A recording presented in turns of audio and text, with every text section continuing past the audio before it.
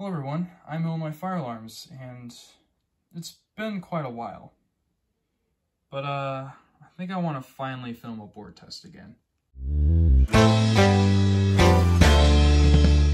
So I've not uploaded for nearly a month and a half now, coming around to 2 months, and an obvious excuse that I'm going to give is that school got in the way, but it's summer break now, so I can actually make videos now.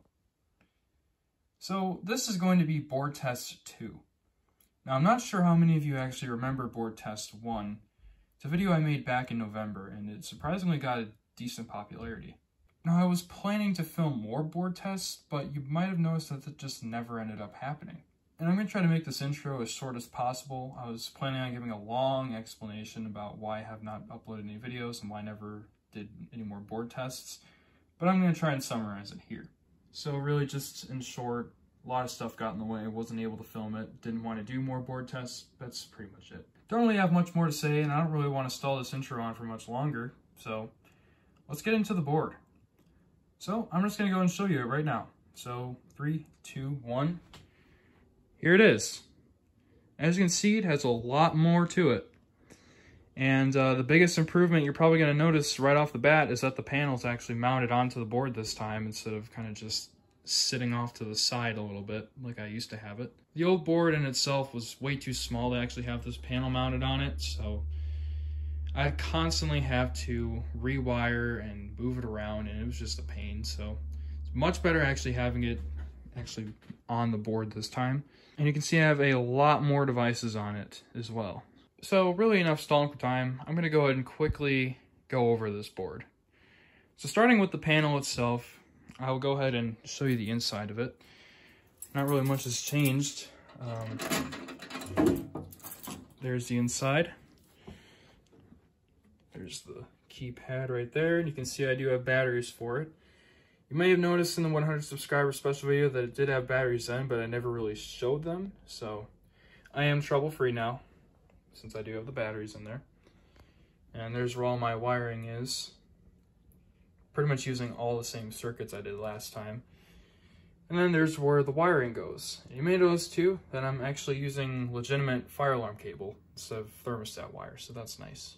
But anyway, these wires, you can see they kind of go out to the side here, and they go to this junction box right here. Now this is just where the wires travel from the panel to behind the board. And because my panel does not have any knockouts that are like on the back panel of it, that's why I had to do that. So I'm gonna go ahead and shut this for now, and I'm gonna go ahead and show you all the devices I have on it. So starting right here, you can see we have some pull stations. Now these pull stations here, these are all on zone 1. So right here we have an ADT 5060-S, a Torque Alert TA270, FCI MS6, and a Firelight BG10.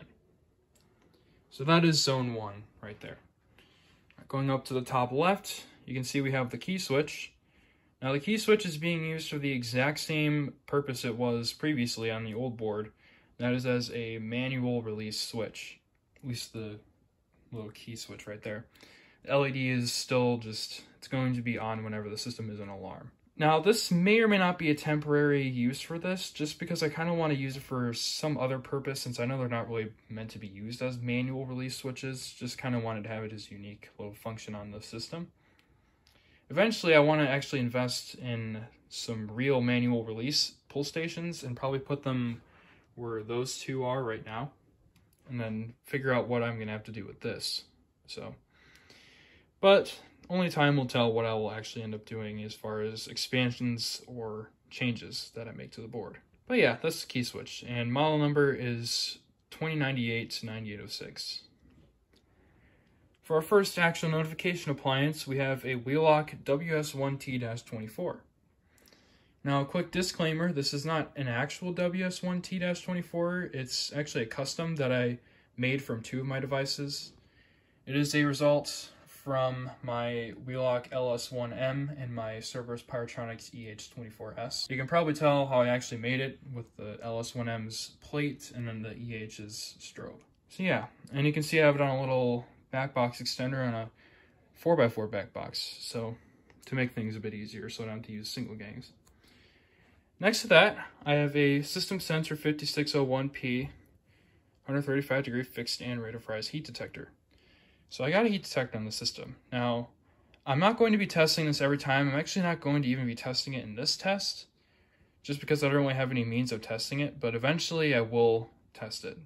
Next to that, I have a Wheelock EHS EL1, and the entire system's theme is actually centered around this device, and the reason I made it this theme is just because I wanted to show off this new device and kind of just match everything with it, so. But yeah, still pretty neat device. And this, of course, is 2-wire, so I'm not going to have any audible silence for it, but everything else will have audible silence. So, yeah. Next to that, I have a System Center 2151 smoke detector. This is currently being used as a 2-wire, and it is wired for supervision, so if I go ahead and move the head, you see the panel goes into trouble.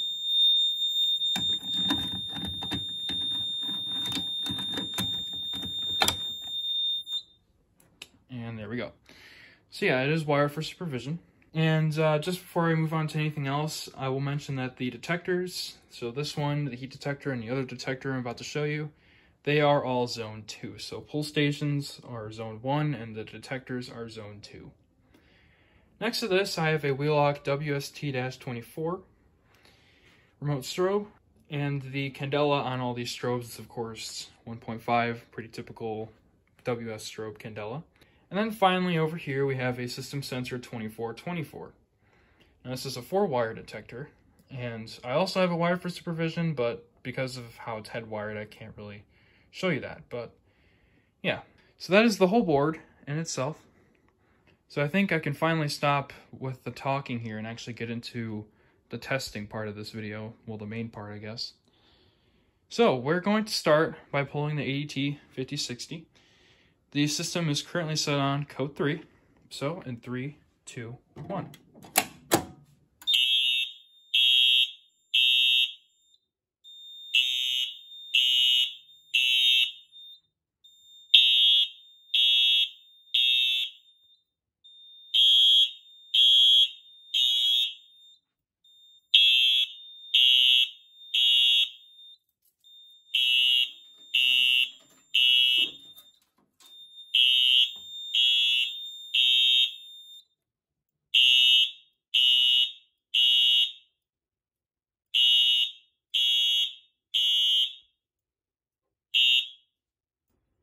So there we go, you can see we have audible silence with the 2 remote strobes.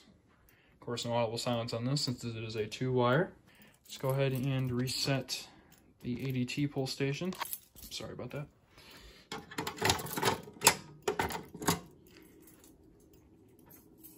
Now we'll go ahead and do the torque alert pull station. This is, of course, just a rebranded BG8, so here we go.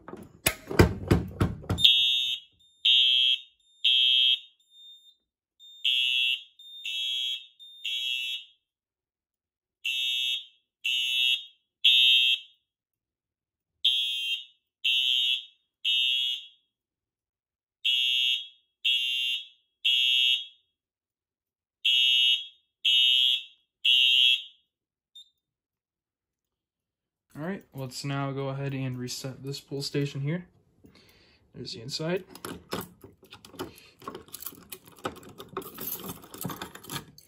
There we go. Now I'm actually going to go ahead and reset. There's the LED on the key switch, by the way. So I'm going to go ahead and reset. And I'm going to quickly change the coding option to 20 BPM, and we'll do the other remaining pull stations. Alright, system is now on 20 BPM, and I'm just going to go and leave the panel open for the remainder of time. So we're going to go ahead and test these 2 pull stations over here.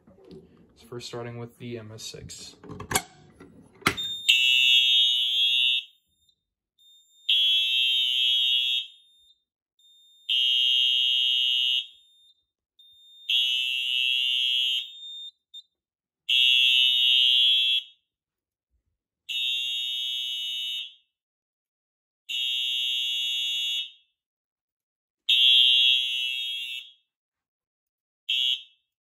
Alright, let's go ahead and reset the MS6.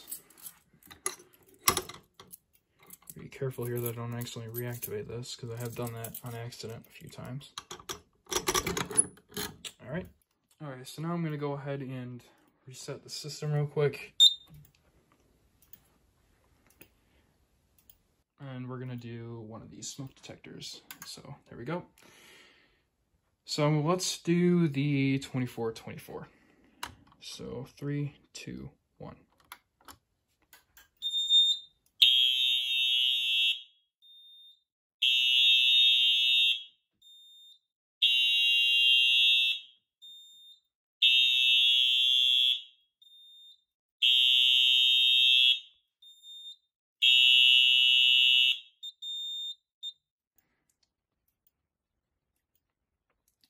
Alright, so now what we're going to do is we're going to simulate a automatic release.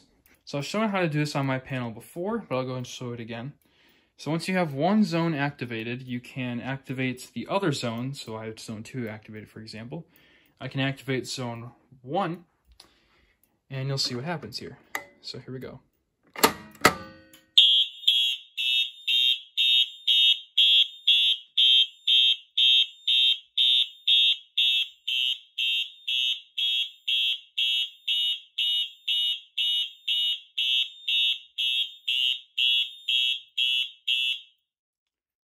So you can see it does go into 120 beats per minute march time. So because this is automatic release, I'm going to go ahead and wait until it hits continuous. You can see the flashing light there. Once it hits solid, it should go off in continuous. So let's go ahead and give it a little bit of time.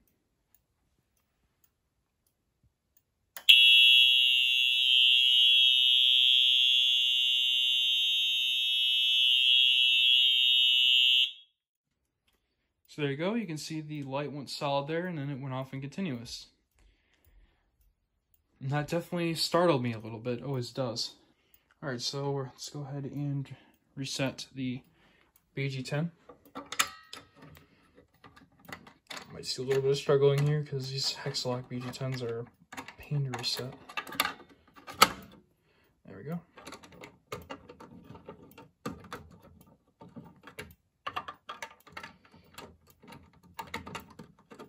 This one's screw is starting to strip, I believe, so a little bit tough to reset, but there we go. So now let's go ahead and reset.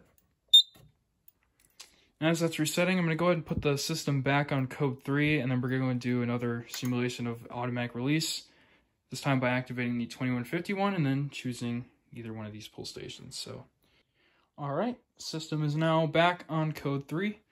So we're going to go ahead and activate the 2151 here with a magnet, and then we'll do one of the pull stations for march time. So here we go.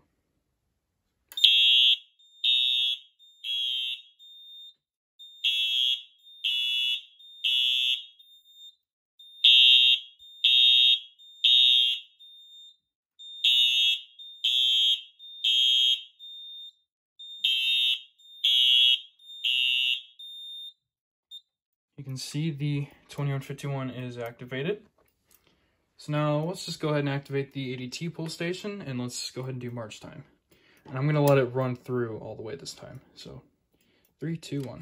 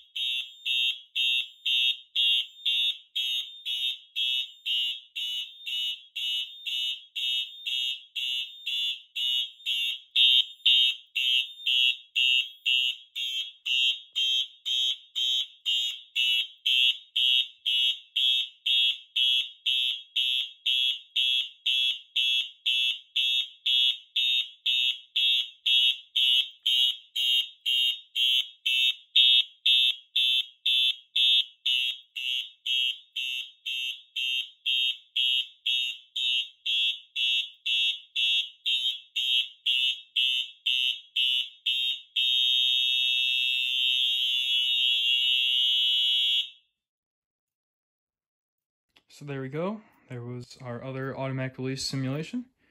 Okay, let's go ahead and reset now. And for our final thing we're going to do I will test the key switch there, and we'll do our manual release, which, as you remember, is a shorter march time and just goes straight into continuous. So now we're going to go ahead and test the key switch here. And once again, I'm going to go ahead and let it run through. So 3, 2, 1, here we go.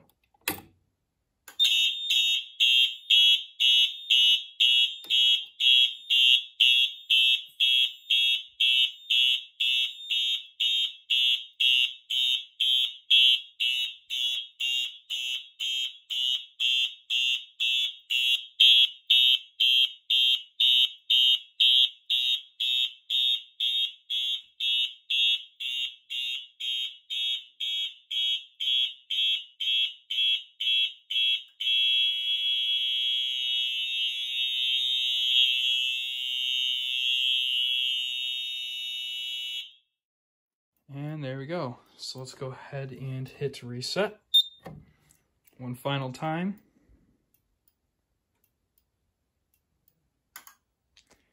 And just for fun, let's go ahead and do a lamp test by holding the acknowledge button.